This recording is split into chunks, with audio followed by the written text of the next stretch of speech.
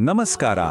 ಇವತ್ತಿನ ಈ ವಿಶ್ಲೇಷಣೆಯಲ್ಲಿ ನಾವು ಬೆಂಗಳೂರಿನಲ್ಲಿ ಇತ್ತೀಚೆಗೆ ನಡೆದ ಇನ್ನೂ ಬಿಡಿಸಲಾಗದ ಒಂದು ನಿಗೂಢ ಸಾವಿನ ಪ್ರಕರಣದ ಬಗ್ಗೆ ಮಾತನಾಡಲಿದ್ದೇವೆ.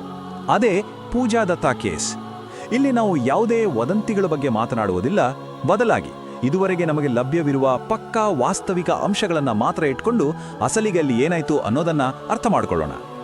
ಒಮ್ಮೆ ಯೋಚಿಸಿ ನೋಡಿ, ಒಳಗಿನಿಂದ ಭದ್ರವಾಗಿ ಲಾಕ್ ಆಗಿರುವ ಒಂದು ಕೋಣೆ ಹೇಗೆ ಒಂದು ಮಾರಣಾಂತಿಕ ನಿಗೂಢ ರಹಸ್ಯವಾಗಿ ಬದಲಾಗಲು ಸಾಧ್ಯ? ಈ ಒಂದು ಪ್ರಶ್ನೆಯೇ ಇಡೀ ಕೇಸ್ನ ಕೇಂದ್ರಬಿಂದು. ಆ ಮುಚ್ಚಿದ ಬಾಗಿಲಿನ ಹಿಂದೆ ಯಾರಿಗೂ ತಿಳಿಯದಂತೆ ನಿಜಕ್ಕೂ ಏನಾಯ್ತು? ಯಾವುದೇ ಪ್ರತ್ಯಕ್ಷದರ್ಶಿಗಳಿಲ್ಲದ ಈ ಪ್ರಕರಣ ನಿಜಕ್ಕೂ ನಮ್ಮನ್ನ ಬೆಚ್ಚಿಬೀರಿಸುತ್ತಾ? ಬನ್ನಿ, ಇದರ ಹಿಂದಿನ ಸತ್ಯಾಸತ್ಯತೆಗಳನ್ನು ಕೆದ್ಕೋಣೋಣ. ಈ ಇಡೀ ಘಟನೆ ಬೆಳಕಿಗೆ ಬಂದಿದ್ದು ಹೇಗೆ ಗೊತ್ತಾ? ಪಕ್ಕದ ಮನೆಯವರಿಂದ. ಹೌದು, ಆ ಅಪಾರ್ಟ್ಮೆಂಟ್ನ ಪಕ್ಕದ ಮನೆಯವರಿಗೆ ಇದ್ದಕ್ಕಿದ್ದಂತೆ ಒಂದು ಕೆಟ್ಟ ವಾಸನೆ ಬರೋದಕ್ಕೆ ಶುರುವಾಗುತ್ತೆ. ಈ ಒಂದು ಸಣ್ಣ ಕಂಪ್ಲೇಂಟ್ ಮುಂದೆ ಎಂತಹ ಭಯಾನಕ ದೃಶ್ಯವನ್ನು ತೆರೆದಿಡುತ್ತೆ ಅಂತ ಆ ಕ್ಷಣದಲ್ಲಿ ಯಾರಿಗೂ ಕಲ್ಪನೆಯೇ ಇರಲಿಲ್ಲ. ಈ ವಾಸನೆಯ ತನಿಖೆಯ ಮೊದಲ ಸುಳಿವಾಗಿ ಬದಲಾಯಿತು. ಆ ವಾಸನೆಯ ಜಾಡು ಹಿಡಿದು ಪೊಲೀಸರು ಬಂದು ಬಾಗಿಲು ಒಡೆದು ಒಳ ಹೋದಾಗ ಕಂಡ ದೃಶ್ಯ ನಿಜಕ್ಕೂ ಶಾಕಿಂಗ್ ಆಗಿತ್ತು. ಅಲ್ಲಿ ಕೊಳೆತ ಸ್ಥಿತಿಯಲ್ಲಿದ್ದ ಮೃತದೇಹ ರಕ್ತದ ಮುಡುವಿನಲ್ಲಿ ಬಿದ್ದಿತ್ತು.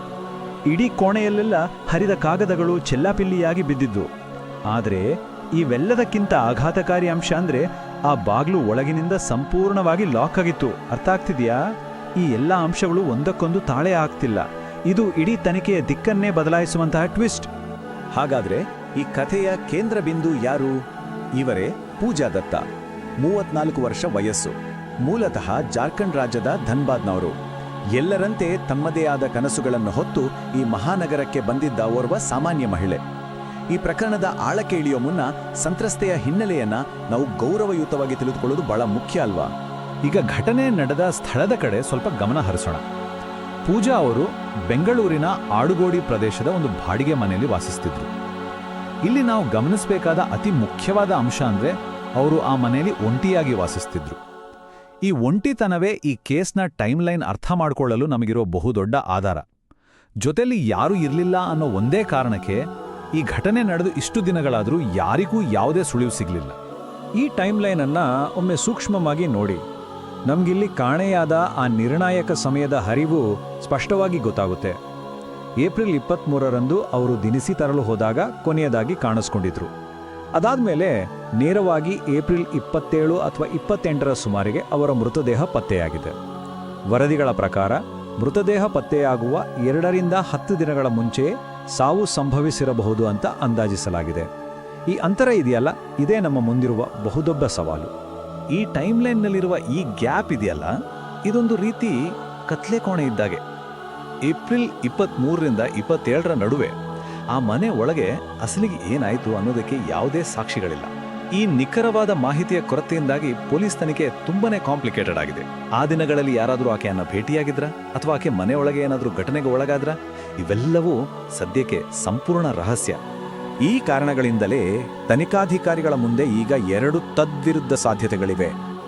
ಒಂದು ಕಡೆ ಇದೊಂದು ಆತ್ಮಹತ್ಯೆಯಾಗಿರಬಹುದೇ ಅನ್ನೋ ಅನುಮಾನ. ಯಾಕಂದ್ರೆ ಬಾಗಿಲು ಒಳಗಿನಿಂದ ಲಾಕ್ ಆಗಿತ್ತು, ಯಾರು ಬಲವಂತವಾಗಿ ಒಳನುಗ್ಗಿದ ಕುರುಹುಗಳಿಲ್ಲ, ಜೊತೆಗೆ ಆಕೆ ಸ್ವಲ್ಪ ಮಾನಸಿಕ ಒತ್ತಡದಲ್ಲಿದ್ಲು ಅನ್ನೋ ರಿಪೋರ್ಟ್ಸ್ ಕೂಡ ಇವೆ. ಆದರೆ ಇನ್ನೊಂದು ಕಡೆ ನೋಡಿ, ರಕ್ತದ ಮಡುವಿನಲ್ಲಿ ದೇಹ, ಹರಿದು ಬಿದ್ದಿದ್ದ ಕಾಗದಗಳು ಮತ್ತು ಆಕೆಯನ್ನ ಆಗಾಗ ಭೇಟಿಯಾಗುತ್ತಿದ್ದ ವ್ಯಕ್ತಿಯೊಬ್ಬನ ಜೊತೆಗಿನ ಜಗಳದ ವರದಿಗಳು, ಇವೆಲ್ಲವೂ ಇದೊಂದು ಕೊಲೆ ಆಗಿರಬಹುದಾ ಅನ್ನೋ ಅನುಮಾನವನ್ನ ಹುಟ್ಟುಹಾಕ್ತವೆ. ಪುರಾವೆಗಳು ಎರಡೂ ಕಡೆ ಸಮಾನವಾಗಿರೋದ್ರಿಂದ ಸದ್ಯಕ್ಕೆ ಯಾವುದೇ ಒಂದು ನಿರ್ಧಾರಕ್ಕೆ ಬರುವಂತಿಲ್ಲ. ಈ ಥರದ ಕನ್ಫ್ಯೂಸಿಂಗ್ ಮತ್ತು ಪರಸ್ಪರ ವಿರುದ್ಧವಾದ ಸಾಕ್ಷಿಗಳಿಂದಾಗಿ ಸಾವು ಹೇಗೆ ಸಂಭವಿಸಿತು ಅನ್ನೋದನ್ನ ಪೊಲೀಸರು ಕೂಡ ಇನ್ನೂ ಅಧಿಕೃತವಾಗಿ ಖಚಿತಪಡಿಸಿಲ್ಲ. ನಾವಿಲ್ಲಿ ಕೇವಲ ಲಭ್ಯವಿರುವ ಫ್ಯಾಕ್ಟ್ಸ್ ಬಗ್ಗೆ ಮಾತ್ರ ಮಾತಾಡ್ತಿದ್ದೀವಿ ಹೊರತು ಯಾವುದೇ ಊಹಾಪೋಹಗಳ ಬಗ್ಗೆ ಅಲ್ಲ. ಒಂದು ತನಿಖೆಯಲ್ಲಿ ಸತ್ಯ ಹೊರಬರುವವರೆಗೂ ನಾವು ಯಾವುದೇ ತೀರ್ಮಾನಕ್ಕೆ ಬರೋದು ಬೇಡ. ಹಾಗಾದರೆ ಈಗ ಈ ಕೇಸ್ನ ಸ್ಟೇಟಸ್ ಏನು ಅಂತ ನೀವು ಕೇಳಬಹುದು. ಪ್ರಸ್ತುತ ಇದನ್ನ ಅಸ್ವಾಭಾವಿಕ ಅಥವಾ ಅನುಮಾನಾಸ್ಪದ ಸಾವು ಅಂತ ದಾಖಲಿಸಿಕೊಳ್ಳಲಾಗಿದೆ. ಅಂದರೆ ಸಾವಿಗೆ ಸ್ಪಷ್ಟವಾದ ಕಾರಣವಿಲ್ಲದಿದ್ದಾಗ ಮತ್ತು ತಕ್ಷಣದ ಆಳವಾದ ತನಿಖೆಯ ಅಗತ್ಯವಿದ್ದಾಗ ಪೊಲೀಸರು ಈ ಟರ್ಮ್ ಅನ್ನ ಬಳಸ್ತಾರೆ. ಇದೊಂದು ರೀತಿಯಲ್ಲಿ ತನಿಖೆಯ ಆರಂಭಿಕ ಹೆಜ್ಜೆ ಅಷ್ಟೇ. ಪೂಜಾ ಅವರ ಕೊನೆ ದಿನಗಳನ್ನು ಟ್ರ್ಯಾಕ್ ಮಾಡಲು ಪೊಲೀಸರು ಈಗ ಭರ್ಜರಿ ಕಾರ್ಯಾಚರಣೆ ನಡೆಸ್ತಿದ್ದಾರೆ. ಮೊದಲನೇದಾಗಿ ಅಪಾರ್ಟ್ಮೆಂಟ್ ಮತ್ತು ಸುತ್ತಮುತ್ತಲಿನ CCTV ದೃಶ್ಯಾವಳಿಗಳನ್ನು ಜಾಲಾಡ್ತಿದ್ದಾರೆ. ಎರಡನೇದಾಗಿ ಫೋನ್ ರೆಕಾರ್ಡ್ಸ್, ಆಕೆ ಯಾರೊಂದಿಗೆ ಸಂಪರ್ಕದಲ್ಲಿದ್ದರೂ, ಕೊನೆಯ ಕರೆ ಯಾರಿಗೆ ಹೋಗಿತ್ತು ಅನ್ನೋದನ್ನು ಕೆದಕ್ತಿದ್ದಾರೆ. ಮತ್ತು ಮೂರನೇದಾಗಿ ಆಕೆ ಪರಿಚಯಸ್ಥರು ಮತ್ತು ಸ್ನೇಹಿತರನ್ನ ವಿಚಾರಣೆ ಮಾಡ್ತಿದ್ದಾರೆ. ಇಲ್ಲಿ ಸಿಗೋ ಪ್ರತಿಯೊಂದು ಸಣ್ಣ ಮಾಹಿತಿ ತುಂಬಾನೇ ಕ್ರೂಷಿಯಲ್ ಆಗಿರುತ್ತೆ. ಇಷ್ಟೆಲ್ಲ ನಡೆದಿದ್ರೂ ಈ ಇಡೀ ರಹಸ್ಯವನ್ನ ಭೇದಿಸಬಲ್ಲ ಅತ್ಯಂತ ನಿರ್ಣಾಯಕ ಅಂಶ ಯಾವುದು ಗೊತ್ತಾ? ಅದೇ ಮರಣೋತ್ತರ ಪರೀಕ್ಷೆಯ ವರದಿ. ಹೌದು, ಪೋಸ್ಟ್ ಮಾರ್ಟಮ್ ರಿಪೋರ್ಟ್ ಇನ್ನೂ ಬರಬೇಕಿದೆ. ಇದೇ ಈ ಇಡೀ ಕಗ್ಗಂಟಿನ ಮಿಸ್ಸಿಂಗ್ ಪಜಲ್ ಪೀಸ್. ಈ ವೈದ್ಯಕೀಯ ವರದಿ ಮಾತ್ರ ಇದು ಆತ್ಮಹತ್ಯೆಯೋ ಅಥವಾ ಕೊಲೆಯೋ ಅನ್ನೋದನ್ನ ನಿಖರವಾಗಿ ಸಾಬೀತುಪಡಿಸಬಲ್ಲದು. ಆ ರಿಪೋರ್ಟ್ ಬರುವವರೆಗೂ ಈ ರಹಸ್ಯದ ಮೇಲಿರುವ ಪರದೆ ಸರಿಯೋದಿಲ್ಲ. ಕೊನೆಯದಾಗಿ ನಮ್ಮೆಲ್ಲರ ಮುಂದಿರುವ ಅತಿ ದೊಡ್ಡ ಪ್ರಶ್ನೆ ಅಂದ್ರೆ, ಆ ಪೋಸ್ಟ್ಮಾರ್ಟಮ್ ವರದಿ ಅಂತಿಮವಾಗಿ ಹೊರಬಂದಾಗ ಅದು ಯಾವುದರ ಕಡೆಗೆ ಬೊಟ್ಟು ಮಾಡುತ್ತೆ? ಇದು ಒಂಟಿತನ ಮತ್ತು ಖಿನ್ನತೆಯಿಂದ ಆದ ಒಂದು ದುರಂತ ಆತ್ಮಹತ್ಯೆಯ, ಅಥವಾ ಯಾರಿಗೂ ತಿಳಿಯದಂತೆ ಅತ್ಯಂತ ಚಾಕಚಕ್ಯತೆಯಿಂದ ನಡೆಸಿದ ಒಂದು ವ್ಯವಸ್ಥಿತ ಕೊಲೆಯ? ಇದೊಂದು ಡೆವಲಪಿಂಗ್ ಸ್ಟೋರಿ. ಸತ್ಯದ ಅನ್ವೇಷಣೆ ಇನ್ನೂ ಮುಂದುವರೆದಿದೆ ಮತ್ತು ಆ ಅಂತಿಮ ಸತ್ಯ ಹೊರಬರುವವರೆಗೂ ನಾವೆಲ್ಲರೂ ಕಾಯಲೇಬೇಕು. ಈ ಮಾಹಿತಿಯುಕ್ತ ವಿಶ್ಲೇಷಣೆಯಲ್ಲಿ ನಮ್ಮೊಂದಿಗೆ ಸೇರಿಕೊಂಡಿದ್ದ ಧನ್ಯವಾದಗಳು.